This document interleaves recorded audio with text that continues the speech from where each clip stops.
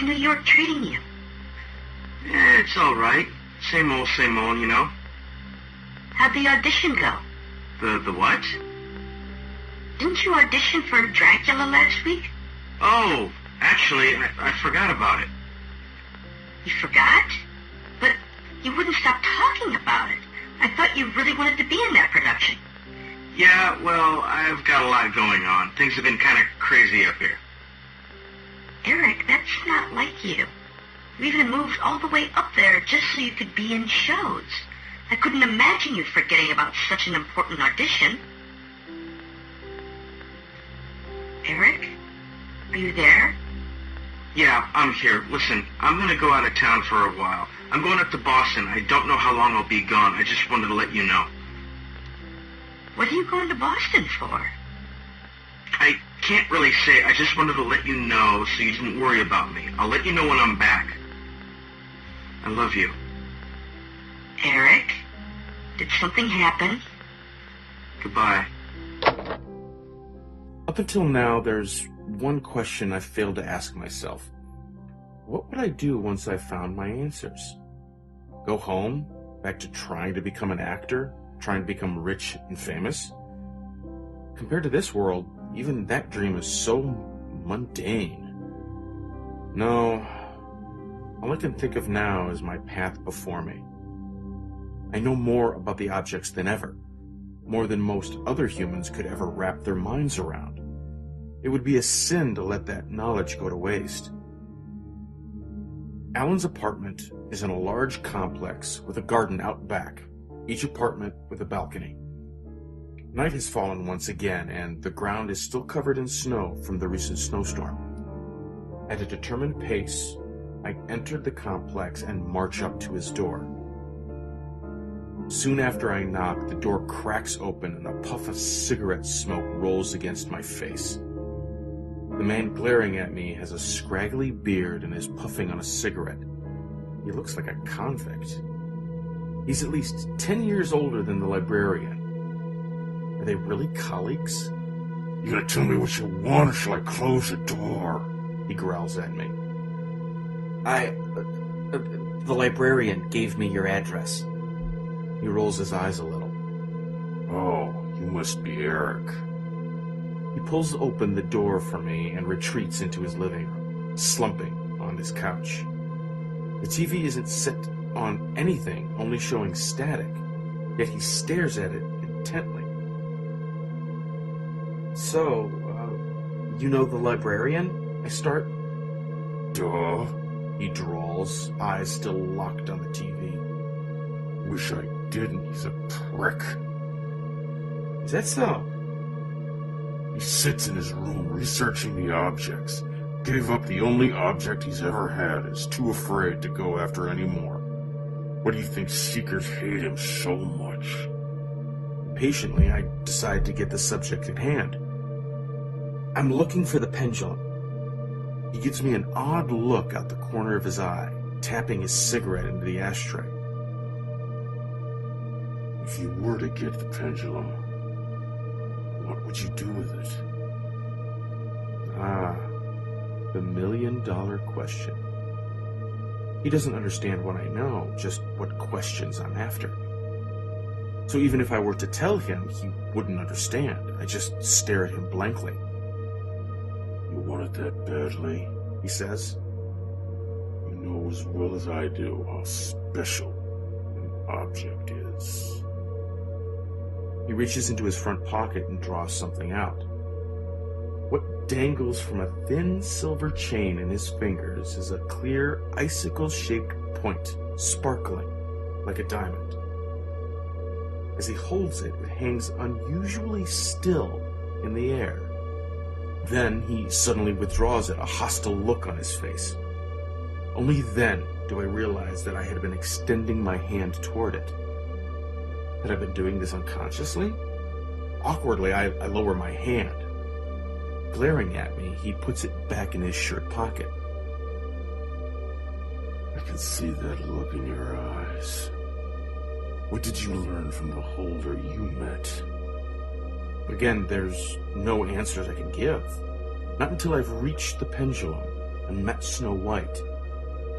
Alan sighs in resignation at my silence. You really are a seeker. Oh well.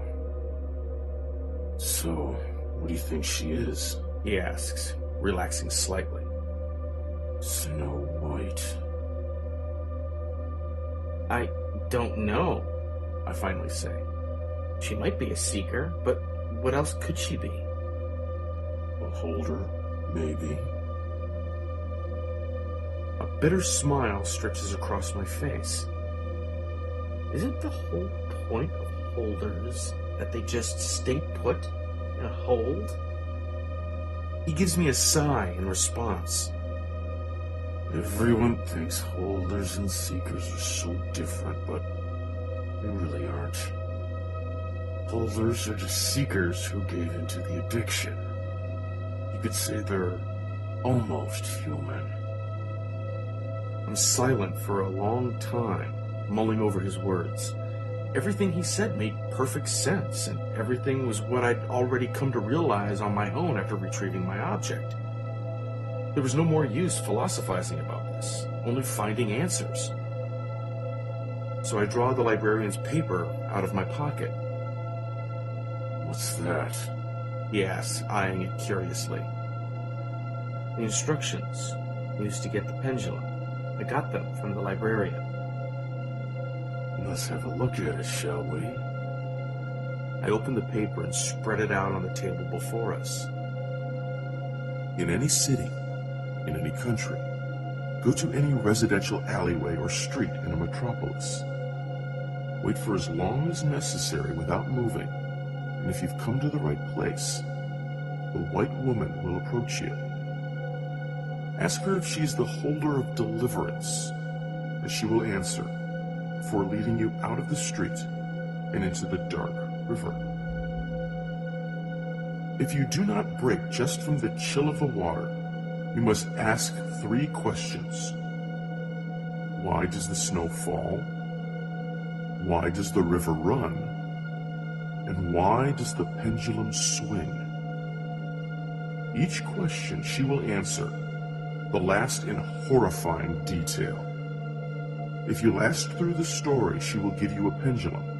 The water will disappear, leaving you back in your world with the object. For several moments, silence permeates the room, and Alan lets his cigarette fall out of his mouth to the floor. The information in the instructions completely fails to surprise me. I had already figured it out while I was driving up here. Alan, however, seemed much more shocked.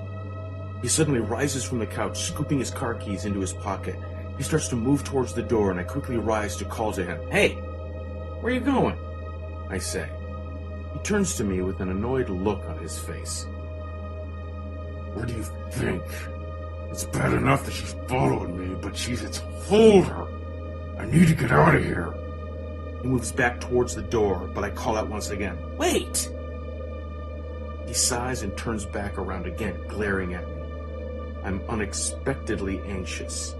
If he leaves, the pendulum goes with him. If he leaves, it'll all be for nothing. Can't you just give it to me? And then you don't have to worry about her at all. His eyes narrow, and one hand moves to his front shirt pocket, clutching the pendulum. Give it to you? What kind of seeker do you take me for? I didn't mean it like that, I press. You don't want her following you anyway, do you? And besides, you can always get another object. He shakes his head at me. No, you don't understand at all. I'm not gonna be like those other cowards. It doesn't matter how much she wants to take it from me. I can't give it up to her, let alone you. Not to anyone. Why do you think I still have it? I have to keep her safe. Alan? I stare at the front pocket of his shirt where the pendulum lay. I can almost see it through the fabric. It's so close. I can't give up now. Just give it to me. Then it'll all be over. He draws a knife from his pocket and advances on me further. Over my dead body. I hardly even take notice of the knife. It's so close I can practically reach out and grab it. There's no way I can let it go now. I need that pendulum. I remember being back in the old room at the mental institution. I remember the words the holder spoke to me. At the same time, I hear a whisper in my ear. As I finally notice the glint of the blade rising in his hand, my heart leaps into my throat. I leap at him and grab the wrist that holds the knife, slamming him back against the wall. He shouts something at me, but I barely hear it. With my other hand, I make a grab for his pocket, but he grabs onto my wrist as well. I feel his foot in my stomach, and with a grunt of pain, I tumble backwards directly into the balcony doors. I find out the hard way that they aren't mounted very well because the impact makes them pop off their frames and shatter on the balcony floor. When I land on the balcony, I choke on a scream as I press my hands down into the shattered glass and snow. Gasping, I lift a bloody hand to stare down at the small shards of glass sticking out of my palm. I can actually feel the glass piercing my skin. Then, Alan is running at me from inside the room, brandishing the knife, and I kick out wildly. Miraculously, I catch his shin and he falls past me, slamming against the ironwork railing. I hear a snap and a creak. The railing gives just a little.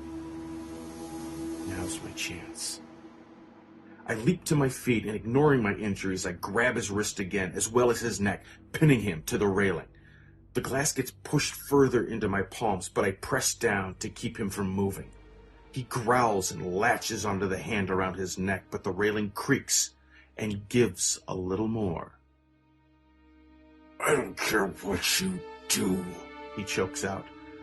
I will never give her to you. I don't see any fear in his eyes as he sinks backwards. He just glares at me defiantly, protectively. I understand that he truly would rather die than give up the object.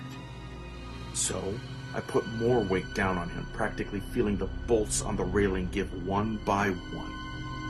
At the last possible moment, when I hear a loud crack, I let go and step backward.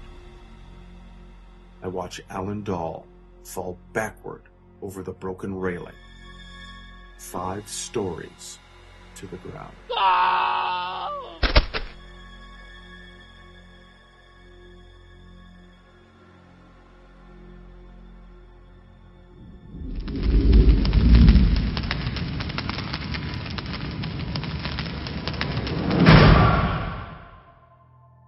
Searching. Retrieving message log. Access date, December 16th, 2008. Jui Kui. November 9th, 2008, Sunday. I really need some information. For the past couple weeks, something has been following me, and has been doing a good job of trying to do so without me noticing. However, I managed to have contact with it twice yesterday. I will describe these incidents in as much detail as I can provide. I was in the shower and I had the curtain slightly cracked open. While standing under the water, I was looking at a magazine lying on the floor outside the tub. I noticed out of the corner of my eye a leg, draped in light cloth and standing in a position so I could see part of the knee and below. Soon after I noticed it, it took a single step to be completely behind the curtain. I panicked and threw open the curtain only to find nothing there. I left the shower and sat in my room with the lights on. The emotion I was feeling was not so much one of ultimate fear, only that I need to get away. From what I later thought, I would say it looked feminine by the way it was shaped, and even more oddly, the leg was stark white as snow. That night I was sleeping restlessly when I thought I heard something in my ear. In my dream it sounded like, "Tell me where it is, thief." I woke up with a start and looked around, but didn't see anything in my room. When I turned on the light, though, there were a few strands of long, white hair on my sheets. Why is it following me? I need all the data you can recover of these things that fit the description I've provided. I've been searching on my own, but cannot find anything of value. Undertow, November 14th, 2008, Friday. What is it you have that she wants? Snow White strides quietly through the snow in the garden, hardly leaving a trail behind her white robe. On the ground before her, Alan's body lays spread eagle, his eyes wide open, and the snow around his head stained red. Hunching over his body, I meet the woman's gaze. She stares vacantly at me and begins to walk toward the body, making me hastily back away. He's dead, I say. She ignores me and bends over Alan's corpse, reaching into each of his pockets with no regard, no emotion, lastly feeling inside the empty pocket on the front of his shirt. I watch with uneasiness, my heart pumping and my blood boiling more. A snowflake settles on my cheek, and I am surprised to feel the chill of the drip rolling down. She looks up at me. Where have you hidden her? I resist the urge to glance toward where I hid the pendulum, and instead try to meet her gaze intently. When I don't answer, she rises and steps closer to me. My heart pumps faster with each step she takes. She is very close to me now. I can see the snowflakes falling through the few inches between us. Eventually, my resilience breaks and I shuffle backwards several steps. Why do you want that thing anyway? I ask. Her stare continues to bore into me. If she's trying to get me to crack, it's working. I continue to back away through the dead winter garden. An oak tree looms above both of us like a silent watcher.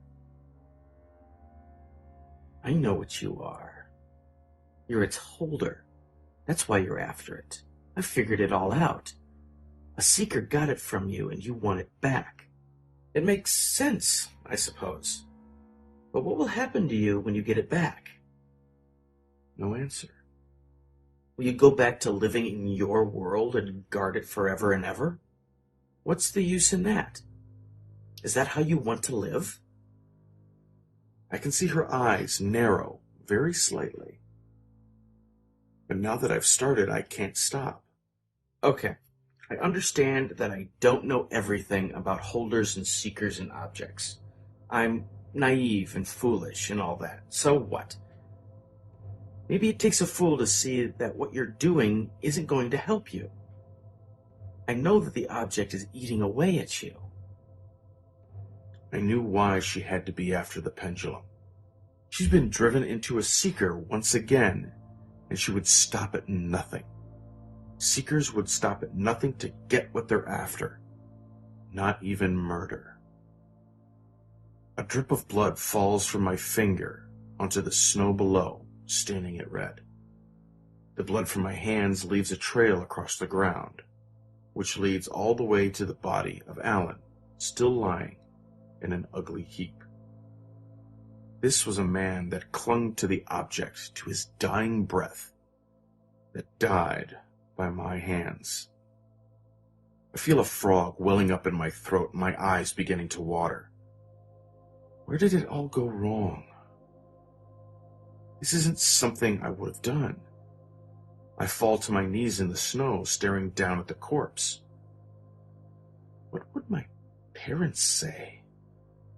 What the hell have I done? I couldn't accept it, even though somewhere in the back of my mind I understood that I was truly a seeker now. I couldn't accept it. It isn't right. It isn't the way things are supposed to work. Everyone has the right to seek happiness with no exceptions.